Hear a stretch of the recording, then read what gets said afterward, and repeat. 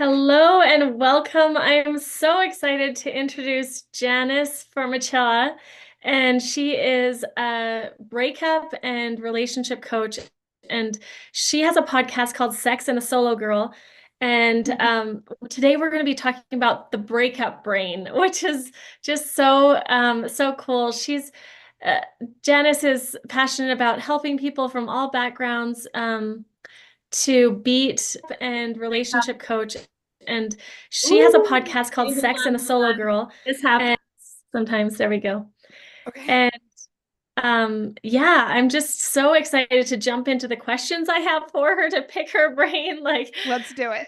She's the expert. So we're going to jump into a bunch of really cool questions. But I know I've been divorced for 9 years and I've gone through my own relationships and breakups, and there's so much to dive into. So with the time that we have, we're going to just jump right in. But is there anything else you want to add to your intro, Janice?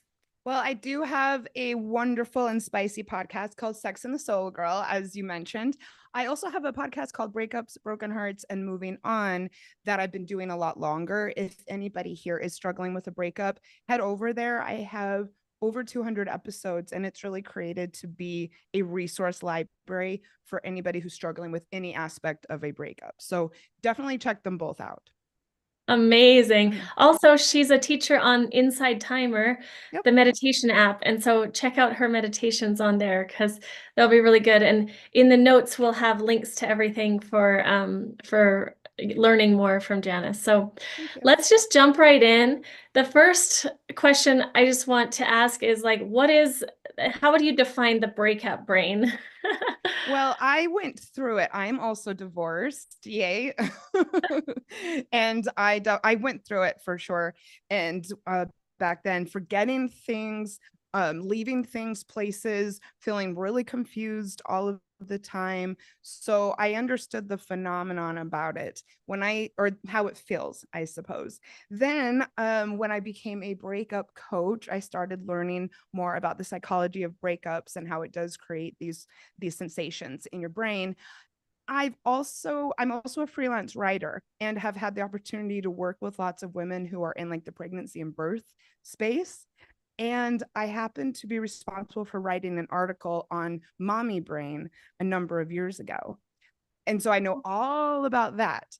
Then I started studying breakups and I discovered that the two have almost all of the same exact characteristics. So if anybody in your audience is familiar with mommy brain, you will know exactly what it's like to experience this after a breakup.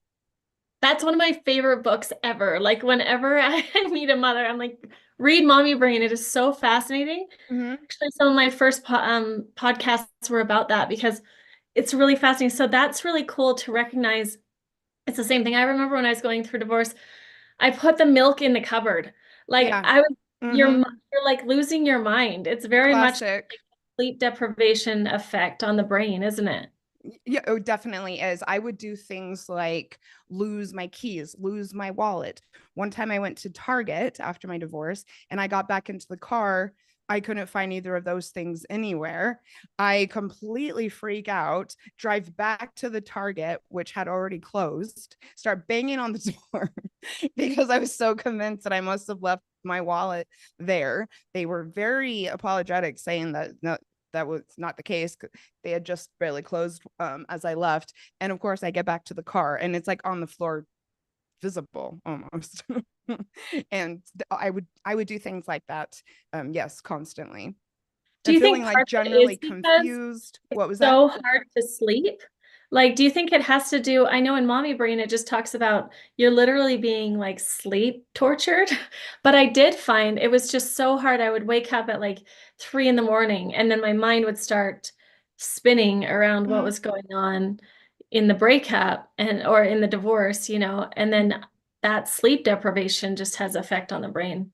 It's a But lot of it's some sleep deprivation, and it's also a lot of stress. I mean, going through a divorce is one of the most stressful things you can possibly go through in life. Pregnancy is similar for sure. I mean, your entire life is changing when you're pregnant and you have a lot to consider.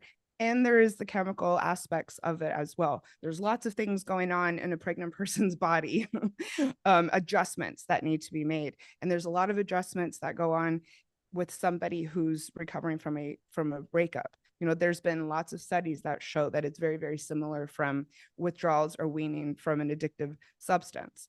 And so both things have to do with massive adjustments and shocks to the system, and it can throw you out of whack entirely.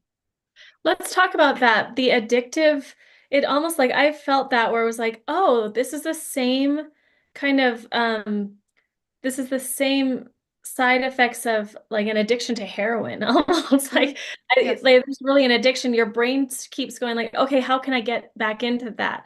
Like Mhm. I remember in two of my relationships, I would go like, I broke up with them, like, or I ended, as I wanted the divorce, like, I'm really glad I got divorced, but my brain would start going into how could we get back together? And it's almost like trying to go get that heroin hit again. It It's is, yes. strange. What's it's with that? it's exactly that's exactly the comparison that a lot of people make, and this is exactly why so many people find it so hard to go quote no contact with an ex, which is something that I really, really encourage people to do, because unless you do get that break from the person, you could stay in a cycle for, I've seen it go on for years.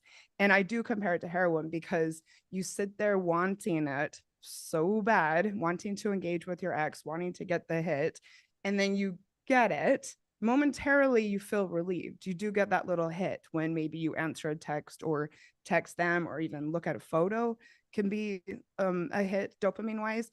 And then so feels good and you feel relief. And then almost immediately it's going to be even worse. Just like when you take heroin, it feels good for a few minutes, and then yeah, you end up regretting it horribly. And so that's why you do need to, yeah, make a clean break and go no contact to get this person out of your system. Okay, talk to me about this because Mhm. in the past, I was friends with all my ex-boyfriends. Even my Okay, Mazel tov. husband, I was like obviously connected because we're raising our kids together. And so, but like I would have him come into my house and sit on my counter and talk to me. And like we were kind of, and it was kind of a weird thing. And anyway, just in the last 3 or 4 months, or maybe 6 months, I had this like realization, oh my gosh, I'm addicted to this guy I dated a few years ago. And it was like years of kind of on and off. And it was just it's so messy. And then all of a sudden I cut it off and I blocked him. I did everything to just like completely end the relationship. And I felt this complete like release, like just a Mhm. total sense of peace. And I was like, why didn't I do this earlier? Yeah, And well, then I I think mean, I that's was a like, good actually, question. he's You not walking into my house all the time. And I'm like, this is amazing. Like, Mhm. why didn't I do this before? And I was almost like, why didn't other people tell me to do this? But at the same time, like they couldn't have. I don't know if I would have taken the advice because I was like, no, I don't cut people off. I don't block people from my life, I hear that a lot. right? And I Yeah, like to say, okay, well, how's that working for you? And that's what I would have asked you maybe, a year ago, stuck in the years ago. cycle with this man. Because it wasn't working, clearly, but it was, you were, addicted to having the person in your life. It is a habit, and habits are really hard to break, even when it's really doing nothing for you.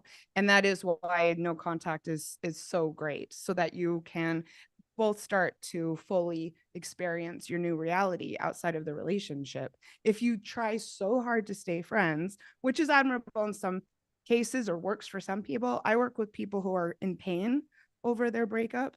And if this is what you are feeling, it means that the relationship between you isn't working. So why redefine the relationship to be friends when already it's not working out? You need to, yeah, go on and live separately from one another. So is it ever advisable to like remain friends? Is it, can this be done healthily? Like what's, I think so. Yes. I just don't work with those people. Like I said, I have, maybe different things for people to consider if that's the route they want to take.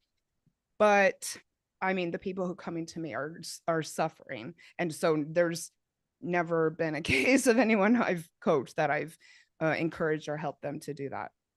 Interesting. Mhm. So, when there's this complete cutoff, like, blocking, then how do you get closure?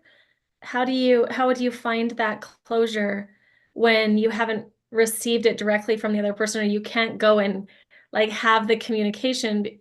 Like, one of the things I've learned is grief is uncommunicated love or uncommunicated emotion, right? And so getting through the grief of a relationship could be in having those conversations of speaking it, or do you just find a surrogate to like say those things and release that emotion through Mhm. someone else that can hold space for you?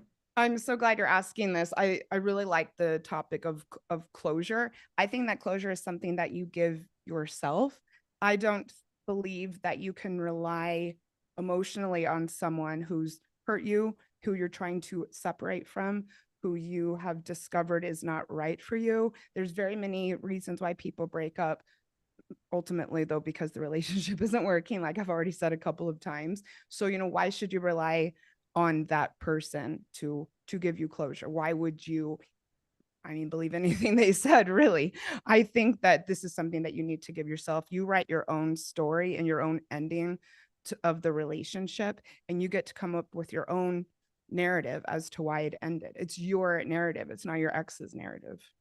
I I love don't think that. that there's anything, if a relationship is severed and is, you know, ended in this manner, I don't think there's anything your ex can possibly say to you that's going to make you feel better. That's a great point. I mean, the Course in Miracles says all forgiveness is self-forgiveness, but also in the Grief Recovery Handbook, it's all about like this. That's been the most powerful thing for me is just doing the letter that if you do that work, you basically create a timeline and then you write a letter saying basically ho'oponopono, right? Like I love you. I'm sorry. That's right. Thank you. Uh-huh. But you read it to a proxy, right? You read it to someone that, and you read it and read and read it until the end of like the emotion stops coming. But that kind of thing has nothing to do with doing it with the other person. It's Exactly. that What feeling can you that, oh, I possibly have to gain? talk to them again in Mm-hmm. order to get some sort of release. And that's not actually, that's our minds trying to get the heroin hit again. Yes, it's an excuse to engage with this person and nothing more. Uh, Mm. that's powerful. That's Yes, really it is. cool. And it's also very empowering to realize that and to understand that now it's your chance to show up for yourself. You are the only but one who you can ultimately rely on completely. And this is your chance to experience that. And the letter writing, it would be a classic exercise that I do with my clients. And they do end up having a release and a sense of relief, especially when they're not necessarily going through that exact format of, forget, I forgive you, I love you. What is it? I'm sorry. I love you. I'm sorry for, please forgive me. Thank you. Like hope. Yes, which that does work for a lot of people. That's not For in the book either. I'm just kind of like summarizing in super short, but yeah. which is very lovely for some people who might feel enraged or mistreated or feel complete lack of closure. Sometimes just writing a nasty letter where you get all of that out of your system and swear and say things to them that you never had the chance to say in person. Sometimes that is equally cathartic as well. And I do Yeah. encourage people, if that's the stage of the breakup you're in, like, let's just lean into it. Let's get it out of your system. Some people read it to me, which is like really, really powerful. Some people burn it. Some people, I encourage, if you have never really been the type of person who's stood up for themselves, if you were in a relationship where you felt small or where you felt that you couldn't fully voice what you were feeling, maybe keep it as proof that you finally did it in the end. That's cool. Mm-hmm. Yeah, there's a lot of different ways, and I think that's the power of having a coach, like a one-on-one. Like you can read and Yep. go, oh, this worked for someone or this worked, but there's so many different elements. And so having an expert looking at the situation going, it's you need to burn that baby, or you need to read that to me, or like, you can see into the energy of it and you've seen enough that you know what's needed. Do you have an example of just, you don't need to share the exact specifics, but just an example of how you really helped someone that was in a really rough breakup, total heartbreak, and help them to come out of it into a place of thriving? Well, luckily I'm have the privilege to do that on a weekly basis. A few different people, yeah, automatically come to mind. Which is making me sit here and smile big on a Friday. I will say, a couple of people who come to mind right away.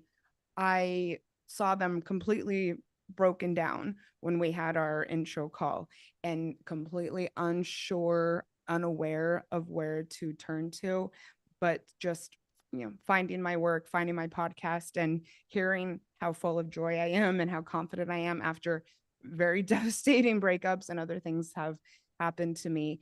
And sometimes just reaching out and getting support, it makes all the difference. I've seen people's like physical appearance almost completely change between when we first meet and a couple weeks later. And I will say a lot of people are struggling with the no contact thing when they first reach out. And being able to be in touch with someone on a daily basis who just wants to root you on and encourage you to not send that text is a complete game changer for so many people. And then after having even a couple weeks, maybe a week in some cases I can think of complete break from this person, you can just people relax and then start to think about processing, going through the grieving process and figuring out what's next for them. It's really cool to have worked with several like, serial monogamists who have gone through a horrible breakup, and then by the time we're done working together, love being single so much that they just keep going. I was just in touch with a client 2 days ago. We worked together 2.5 years ago, and he's still single. And he had just been through one relationship after another. And he just, yeah, was telling me the other day how much he loves life, all his trips he has planned. Happens all the time. Yeah, there's something really empowering in owning being single, you know? Mm, I know when I first got divorced, I was like, I'm gonna date myself for 2 years, you know? I just got really comfortable in being on my own and that kind of thing. And I think there's a real like just speaking of addiction, like it's an addiction to that. And so let's just dive into the concepts of like codependency, of the different attachment styles of anxious sure. attachment and Hmm. avoidance and Hmm. like I'm an how attachment style junkie, so throw it at me. yeah. So how does like the attachment style impact how someone experiences breakup? And yeah, just let's talk about that for a little bit. Well, I suppose the classic example would be, I suppose, if you're anxious, you're going to want to continue to have contact with that person. That being said, though, that is something that everyone experiences. When it comes to a breakup, the most avoidant person is still going to have complete shock to their system. So I would say it Mm. shows up a little bit more in probably the relationship side of things. However, I will say a lot of anxious people cannot fathom the thought of not getting back out there and dating again. Yeah. Mm. There's just this immediate like, okay, I've got to jump in, Yeah. start finding the next person. And But that's it's also a matter a of style. person who does not have full I guess self-identification as well, which is the important thing that I work with people on. Yeah. Well, that's amazing. Mm. So what's kind of the best advice you have for an avoidant and for an anxious attached person? In both cases, the one of the reasons, well, especially for an anxiously attached person, one of the reasons why this ends up destroying relationships and really impacting one's ability to even get through the day is a inability to self-soothe, and that is to take care of your own emotional needs, especially in the heat of the moment, which is why they crave engagement so much. And I do a lot of content on self-soothing, not just inside of a relationship, but overall. If you are a very anxious person, you will probably seek out other people or external things to help you feel better when something comes up.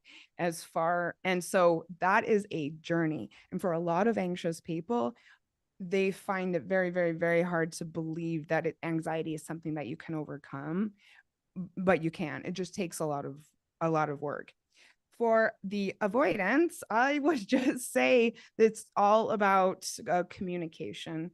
I mean, let's keep in mind that being avoidant doesn't mean that you avoid relationships or that you necessarily run away from things, but you avoid vulnerability, you avoid intimacy, you avoid feeling uncomfortable in the moment. You need space to gather your thoughts rather than sitting there and having somebody demand the engagement, which is what an anxiously attached person does. And so it's not just learning about communication, but also about different conflict resolution is something that a lot of avoidant attached people struggle with. And I would say leaning into that and figuring out, in the heat of the moment, how you can better express yourself, show up for your partner, and be more comfortable with confrontation, and how do you actually deal with it in a healthy manner. Wow. Mm-hmm. That's fantastic advice. Like just recognizing the difference within the two, but recognizing what you are takes a certain amount of emotional intelligence, and then That realizing, is true. And not everybody even wants that. yeah, they're not even like asking the question of what am I, or recognizing that. I mean, we're making the assumption that people know what an anxiously attached is. Pretty obvious that an anxiously attached person Mm-hmm. versus an avoidant, but there's a lot of amazing information about there. But what do you find is the worst advice that people often give people that are going through breakups, through divorce? Oh, this is hilarious. I just happened to be writing an episode called The Worst Breakup Advice Ever. I didn't even mention this to you. Why would I? I just started it yesterday. There's a few. One of them is definitely you're better off. It is trite and insensitive and stupid. Even if that's the case, that does nothing to help somebody who is heartbroken and suffering from losing It's someone who like is when someone important to dies them. and they say, well, they're in a better place, right? Like it's You're just like, like, well, come that's on. good for them. I don't know what that does for me. Right, right. Yes. So I will say, if you have a friend who's going through a breakup, don't say that. Okay.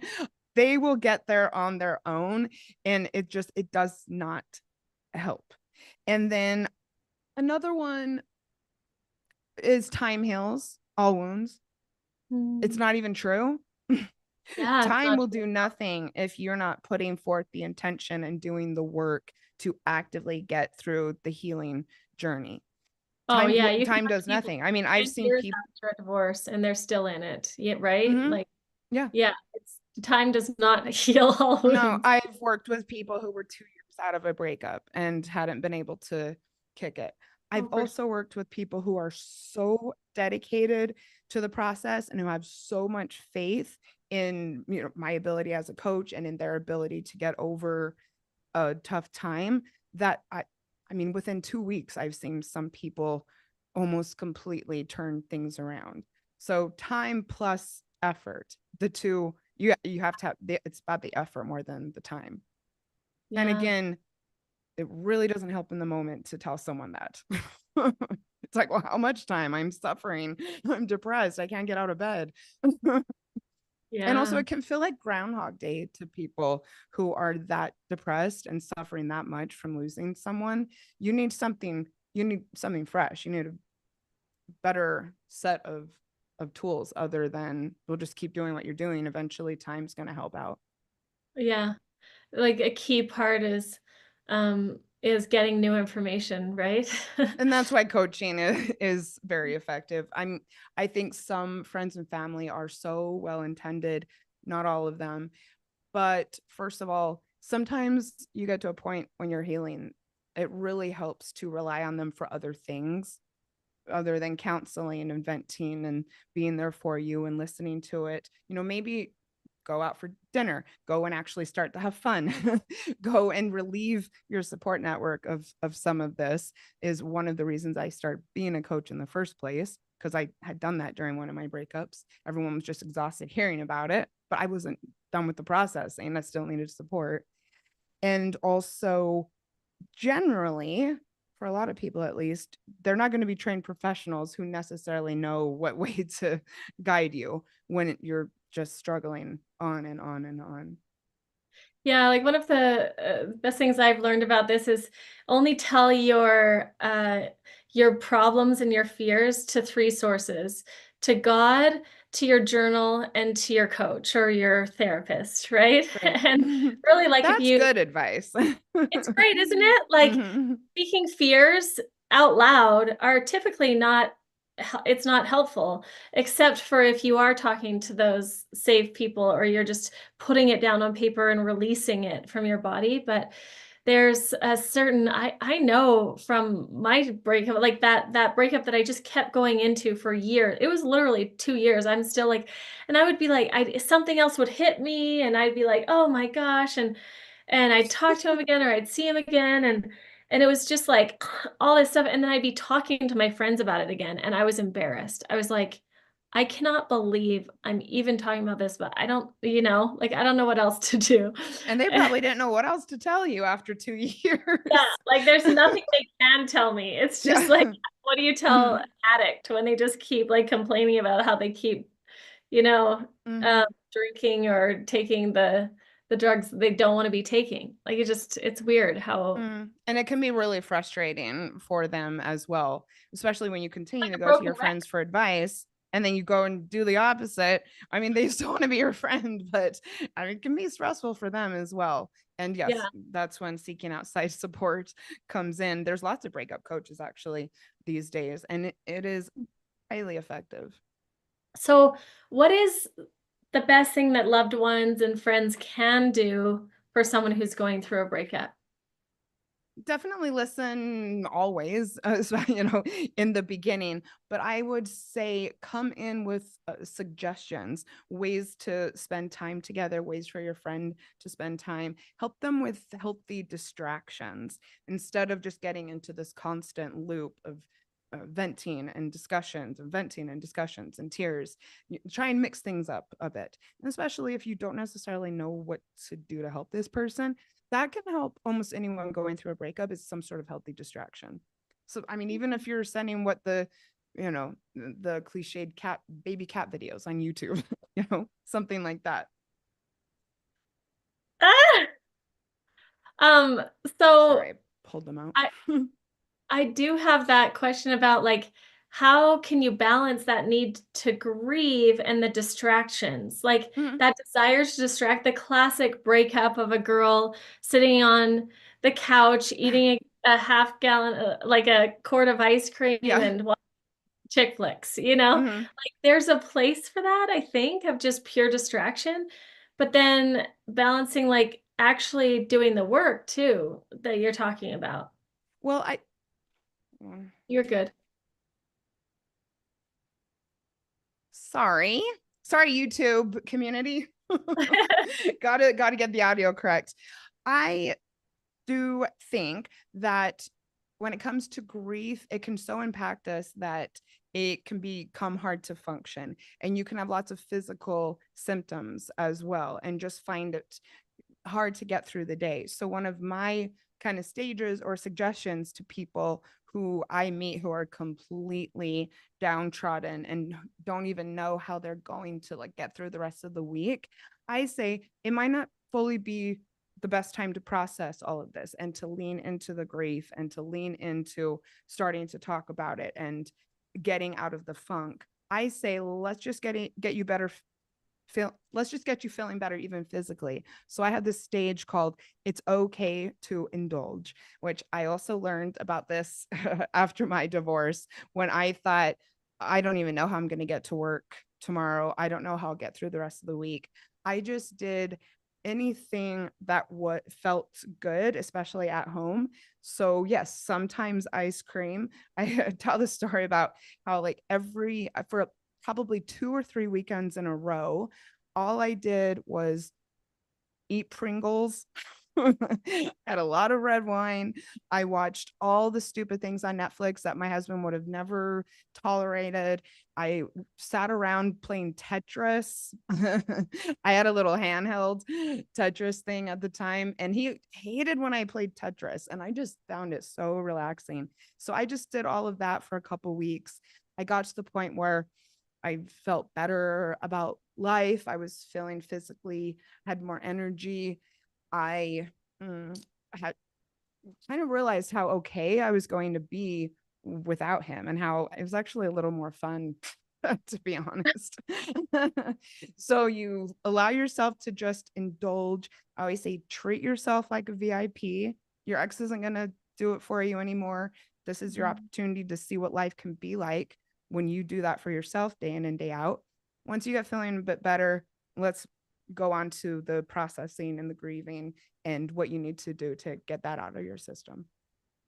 That's magnificent. I mean, it kind of just makes me think of what would you what would you support your best friend in doing? It's like a compassionate perspective of if someone's really hurting, like, yeah, let's cuddle up and watch a movie and let's let's just have a glass of wine or have some ice cream. And you would do that with a child that you love, with a sister that you love. And so a lot of times we make ourselves so wrong of like, ah, I shouldn't be doing this, or but it's less compassionate. We can be more Yeah, I compassionate. know. People are like, don't drink. I'm like, you just went through a breakup. Like, do we really just want to start imposing all of these restrictions on ourselves? Do something for a couple weeks, let yourself do what has worked for you in the past, do what feels good. And I'm Yeah. all about the happy media and the breakup movies and TV shows as well. A classic example or a classic suggestion is, I talk about this all the time. I really like that show Queer Eye on Netflix. Everybody will know it. It is the happiest show. And go and yeah, have a glass of wine and binge that and tell me that you don't feel better after. Or Ted Lasso. I'm just gonna say one of my favorite Good shows. It's like one. Yeah, such a happy girl. it's so good. So Mm-hmm. um another quick question. I know we're getting to the end here, but I wanted to see um, what are the signs that you're ready to move on and start dating? Like, what are when you're ready to pursue another relationship? Because I know a lot of people will get divorced, get remarried, and marry the same person that they did, Mm-hmm. have the same patterns, you know. That's And absolutely right. I got divorced. I went through this divorce. I had to go to the courts, I think, because I had kids. And they had a class for all the people in Utah that were like getting divorced that week or something. I mean, it was like packed. I don't know, I maybe it was was, gonna say in Utah, that probably wasn't a small but class. it was crazy. It was huge. And there were hundreds of people in there. And they divide the class down the middle and they say, half these people will be married within the next year. And then the That is next bold. half, the next half, and got a quarter of them and said, those other people will be married within 2 years. And I was looking around like, don't you guys know you're not very good at this? Yeah. Like, maybe you could just take a little break here. But isn't that wild? 75% of Mm-hmm. the people divorced would be married in 2 years. And that's nationwide. That's just a statistic. That's a statistic that they shared, maybe just Utah. I don't know if it's nationwide or Okay. what. Yeah, that's interesting. Regardless, yes. They're not were they, encouraging people to maybe see what it's like being single and showing up for yourself. I mean, Right? wow, that's a swift courtship right, right there. Mhm. And Yeah. just remind yourself this single chapter in life is an opportunity for so many things, so much self growth, so many opportunities to get to know yourself. So, everybody, please take advantage of this opportunity. Do not let it go to waste. I'm a big proponent of like the solo lifestyle and all the blessings that being single can bring you. I also know that People crave companionship, and that relationships are, very valid thing. I'm in an absolutely wonderful one myself, and you should be fully ready before you go out and involve somebody else in your life. So I appreciate that you are asking this. I suppose the most obvious thing to say is, how over your last relationship are you? And so one very, very practical way to gauge that is, not only how often are you thinking about them, I suppose that's obvious, how much you're thinking about them with how much emotion, but how often are you bringing up either your ex or the breakup in conversations with people? That will gauge how over it you are. Hmm. So take a look at that for sure. Not how often do you look at your ex's social media is also a very practical way to know how over them you are. And then as far as just dating in general, are you excited about it? Does it sound fun to you? What is your reason for wanting to, quote, get back out there? That's the first thing I ask my clients when they say, oh, I think I might be ready to go on the app. Like, can we transition over to doing some dating coaching? And I will just simply ask, why do you want to date again? Some people are complete deer in headlights. If you don't even know why you're going to do it, maybe it's not time yet. If you are really sure about what you're trying to call into your life and what type of person you're ready to call into your life, that you just think that it's going to be fun to meet people, then you have an objective and you're going to be able to be intentional about it. If you have no idea, or if you have some sort of negative idea about not wanting to be lonely or just feeling like this is something you should be doing, well, that doesn't sound like very much fun to me. I don't want to date you. Yeah. So that's kind of tricky because like when I think about it, I go, well, I really do want to find my, soul partner, my life partner. I want to create a world with someone. I want to travel. I want to do those things. I can do all those things and I have for a long time, but it's like I do want companionship. Mhm. And when I um get onto dating apps or when even someone shows interest, there's this part of me that like has an aversion to it. I'm not really sure. Like there's this like terror that comes of, oh my gosh, Oh. I can do that again, Mhm. even though there is a deep desire for it, you know? Well, this would be an opportunity to look at your patterns and the things that you've done in your past relationships and maybe examine them a little more closely and see, what it is that's caused you to have unfulfilling relationships in the past and what you want to do differently moving forward. It sounds like that you may have a little bit of an inner anxiety because of not trusting yourself not to repeat that again. Yeah, and I think that's the answer to the next question of like, how do you make sure that you don't carry that emotional baggage from the past or Mhm. you have you address those things before you bring it into the next relationship, right? And so that is part of like the beauty and the blessings of being single and taking the time to do the inner work. And then at a certain point it feels like there's only so much you can do totally on your own before you in partnership you can kind of start to um heal or see or clear certain things. Did This that make is sense? true. Yeah, no, it does make total sense. I will also say it's has a lot to do with the relationship that you have with yourself and how secure you are on your own, because the happier you are being single, the more confident you will be and the more you will be aware that you will be okay with or without a relationship. And so, yeah, there is a lot that you can do once you find someone who wants to go on that particular journey with you. There's also something to be said for, getting the hell out when it's not going to work, because you're going to be okay. When something doesn't feel right, maybe deciding that you need to go on to go on to the next one and Yeah. not get into the same pattern again. I mean, so often we want so badly to be in a relationship because we're so nervous about being on our own, that's why a lot of people ignored red flags in the first place. Yeah, that's such a good point.